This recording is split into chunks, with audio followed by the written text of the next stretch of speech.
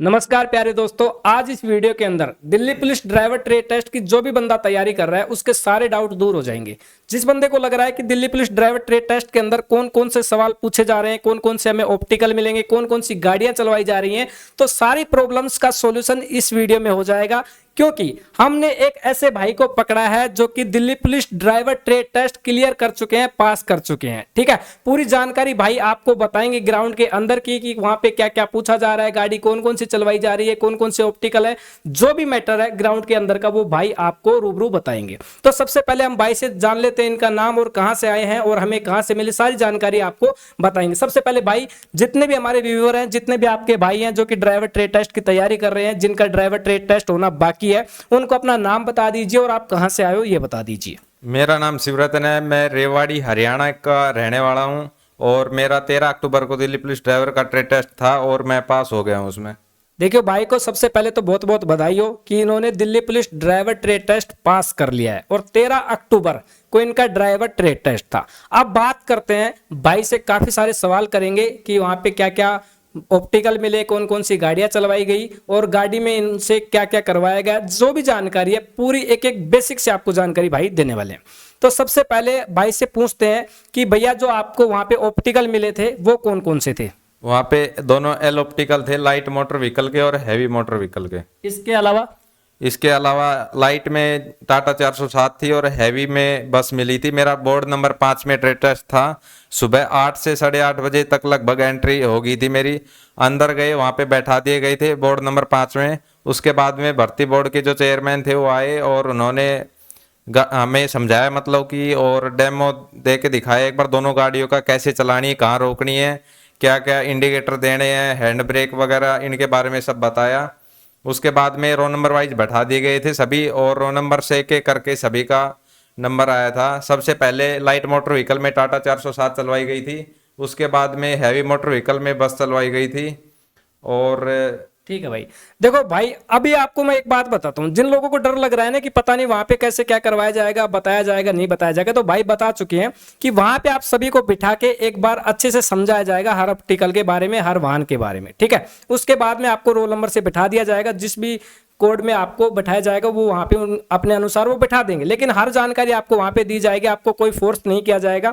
और वहां पे 2 एल ऑप्टिकल मिले हैं।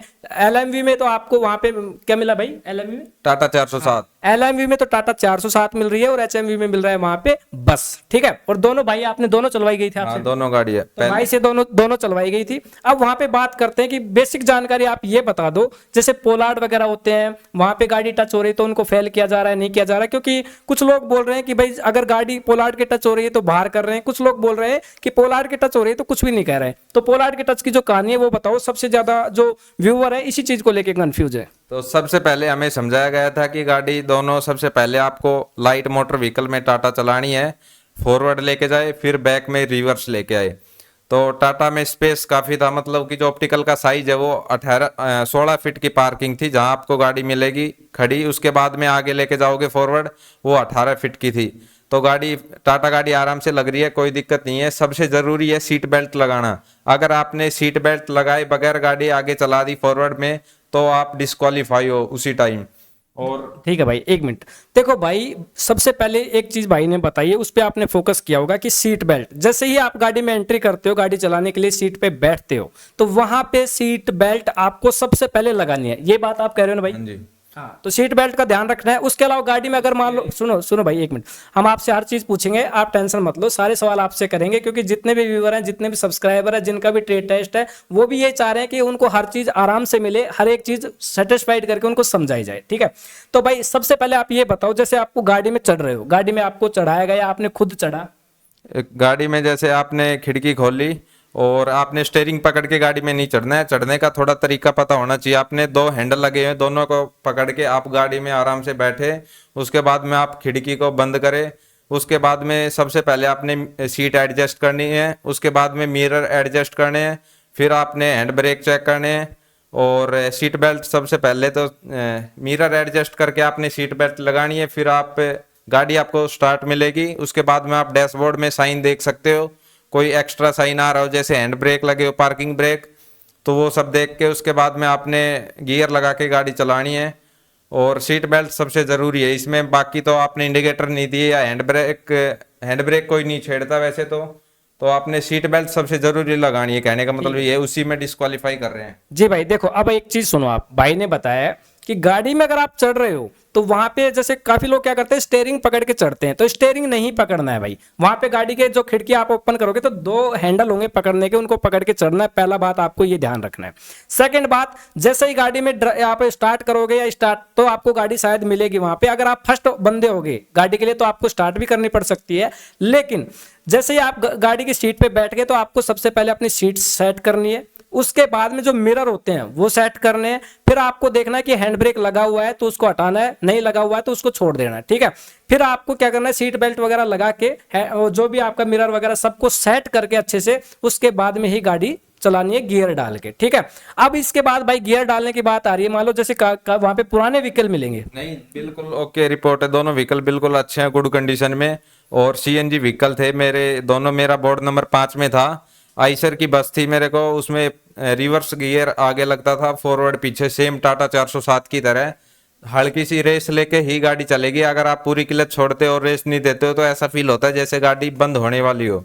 तो हल्की सी रेस लेके चलाए, बस यही है। तो भाई एक बात बताओ, जैसे आप बता रहे हो कि भाई गाड़ी में, जैसे मान लो गाड़ी में गियर डाला और गाड़ी झटके से बंद हो गई तो वहां पे बंद होने के कोई फैल वगैरह नहीं है आपके, ना ही कोई नंबर काटे जाएंगे। जरूरी नहीं है। बंद होने के 2 रीजन हो सकते हैं, एक तो ड्राइवर की गलती, दूसरी गाड़ी में कोई मैकेनिकल फॉल्ट, उस वजह से भी गाड़ी बंद हो सकती है। तो उन्होंने इस बात पे पहले ही समझा दिया गया था, अगर बंद होने पे आपको डिस्क्वालीफाई नहीं किया जाएगा। ठीक है भाई। तो जो बंदे का डाउट था ना कि भाई गाड़ी स्टार्ट करें और मान लो गाड़ी स्टार्ट झटके से क्लच छूट जाए, बंद हो जाए, जो भी है, तो टेंशन फ्री रहो यार, कोई दिक्कत नहीं है। गाड़ी अगर बंद हो जाती है तो वहां पे आपको डिस्क्वालीफाई नहीं किया जाएगा, ठीक है। पहली जानकारी आपको ये अच्छी मिली होगी, क्योंकि सब लोगों के डर था कि भाई पता नहीं वहां पे हम पहली बार, डर तो होता ही है भाई, ड्राइवर ट्रेड टेस्ट देने जा रहे हैं तो डर तो वहां पे संभव है, चाहे हम कितने भी एक्सपीरियंस होल्डर आदमी हो, लेकिन वहां पे एक डर बन जाता है कि बस कैसे भी करके पास हो जाए।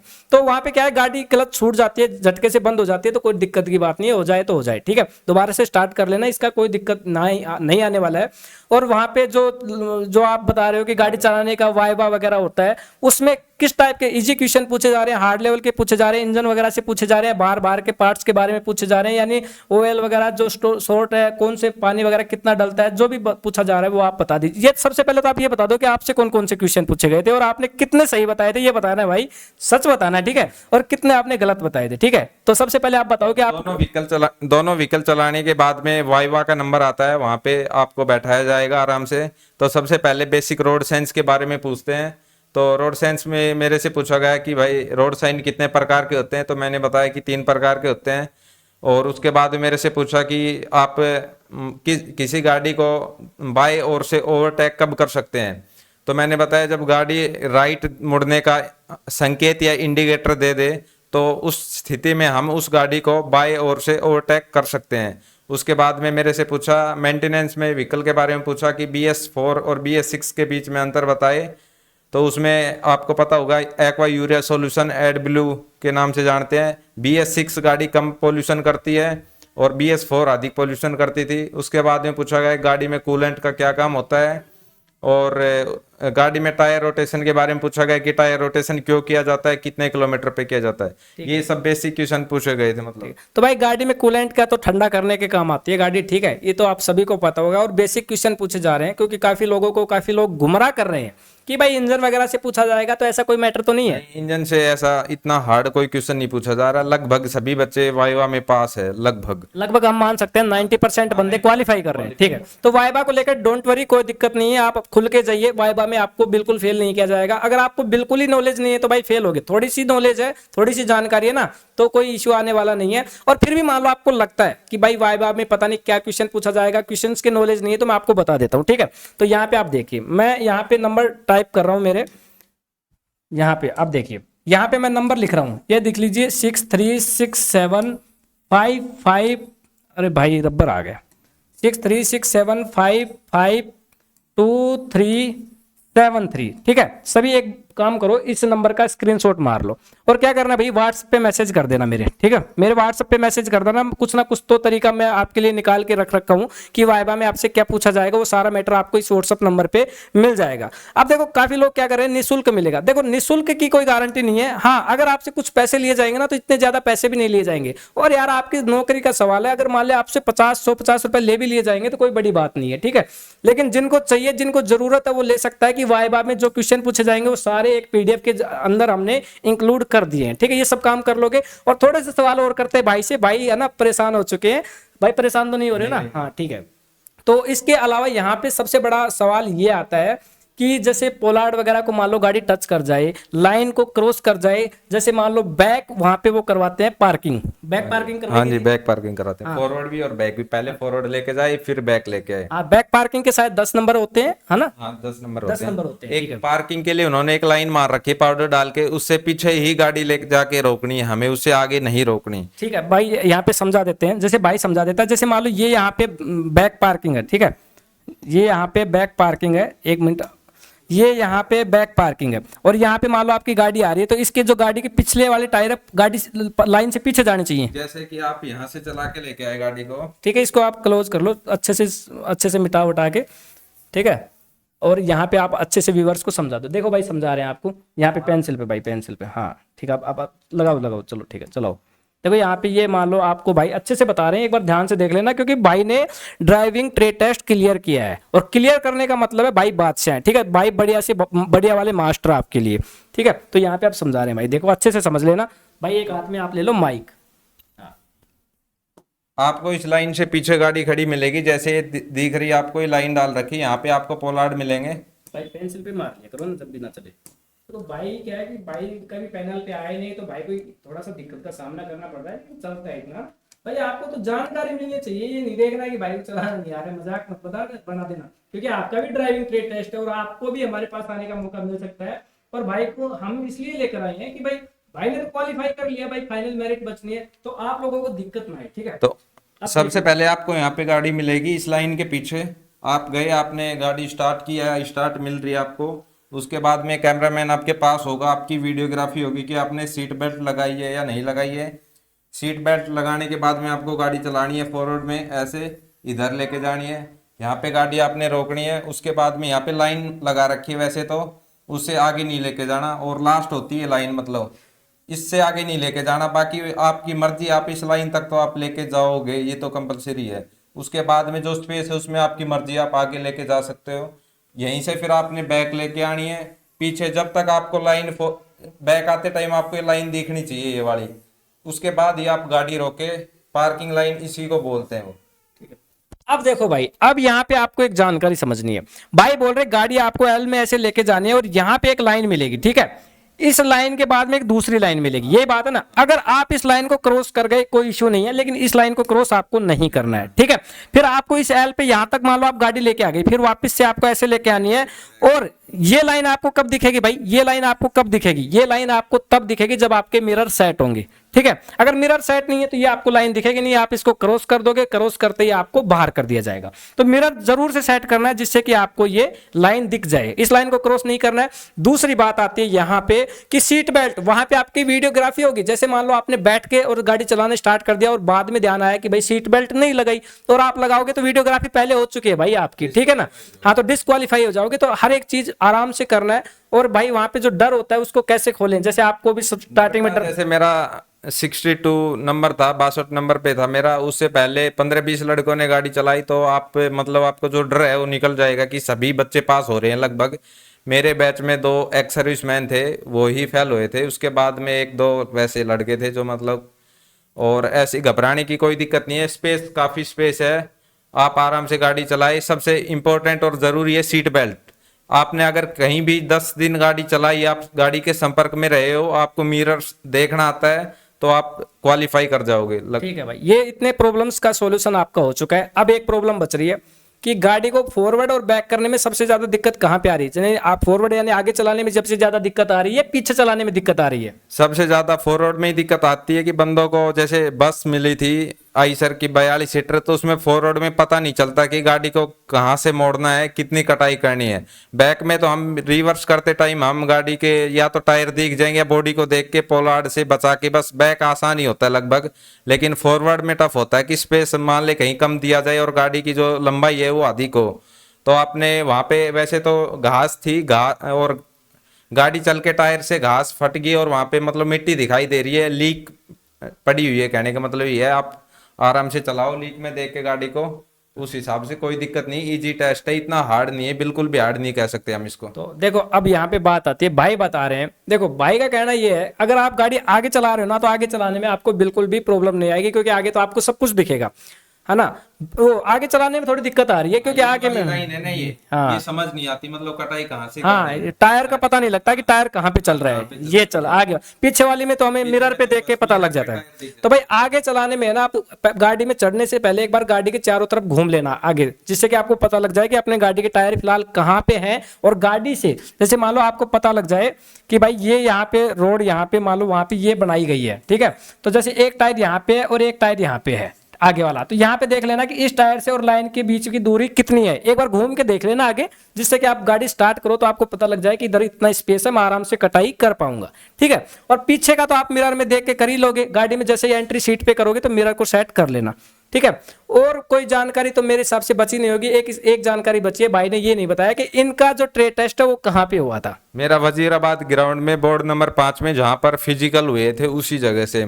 ठीक है, भाई ने बता दिया कि वजीराबाद में हुआ था। इसके बाद में एक मैन्युअली सवाल बचता है कि भाई आपको कैसा लग रहा है, आपने ट्रेड टेस्ट पास कर लिया। ट्रेड टेस्ट में तैयारी बहुत अच्छे से करके गया था, मतलब मैं पहले से ही गाड़ी चलाता हूँ वैसे तो, बाकी अगर हार्ड भी होता तो भी मैं अपनी फुल तैयारी से गया था, बिल्कुल चाहे कितना ही टाइट ले ले अपना फुल 100% दूंगा। लेकिन वहाँ इजी ही टेस्ट होने को देखने को मिला था, और इजी टेस्ट में हर बंदा लगभग सभी क्वालिफाई है, कोई एक बैच में 2-4 तो एब्सेंट मिलेंगे और 1-2 ही जिन्होंने कभी गाड़ी नहीं चलाई आज तक वो ही फेल होने के चांस है उनके, कहने का। ठीक है, तो भाई देखो जो बंदा, एक सवाल यहाँ पे आता है और ये कॉमन सा सवाल है कि जो बंदा मान लो आज तक कभी गाड़ी, मतलब आज तक कभी गाड़ी चलाई नहीं और वो 1-2 दिन की तैयारी से जा रहा है, मान लो घर में परिवार में चाचा ताऊ किसी से भी सीख के 1-2 दिन की तैयारी जा रहा है, तो वो वहाँ पे क्वालिफाई कर लेगा। अगर शीशे का देखने का पता है ना कि रिवर्स में शीशा, अगर मिरर का ज्ञान है तो आराम से कर देगा ट्रेड टेस्ट से, उसने 2-4 दिन ही गाड़ी क्यों ना चलाई हो। अब देखो, अब सवाल सुन लो, काफी सारे लोग बोल रहे हैं कि हमने कहीं सीखने नहीं गए, हमारे पापा के पास गाड़ी है, हमारे फूफा जी के पास है, मामा जी के पास है, चाचा जी के पास है, ठीक है, कोई बात नहीं। अगर आप चाचा जी से गाड़ी सीख रहे हो ना तो ये मत सीखो बार बार कि गियर कैसे पंजाना है, ठीक है, आगे कैसे धकेलनी है, पीछे कैसे धकेलनी है। चाचा जी से ये सीखो, चाचा जी मिरर कैसे सेट करना है, ठीक है, मिरर सेट कर लिए, मिरर में देखना कैसे कैसे पता लगेगा कि गाड़ी कौन से कोने में ज्यादा दब रही है। तो चाचा जी से सबसे पहले तो ये सीखो, मिरर का पता लग गया ना भाई साहब, फिर आपको कोई रोकने वाला नहीं है, ठीक है। मिरर का सबसे पहले आपको देखना है। मिरर के बाद में अगर आप मान लो कहीं सीखने नहीं गए, घर में 1-2 बार सीख रहे हो, मिरर सेट करना सीख गए और आगे पीछे करना सीख गए, तो आप वहां पे पास हो जाओगे, ठीक है, कोई दिक्कत नहीं आएगी ना भाई, ठीक है, भाई ने बता दिया कोई दिक्कत नहीं आएगी।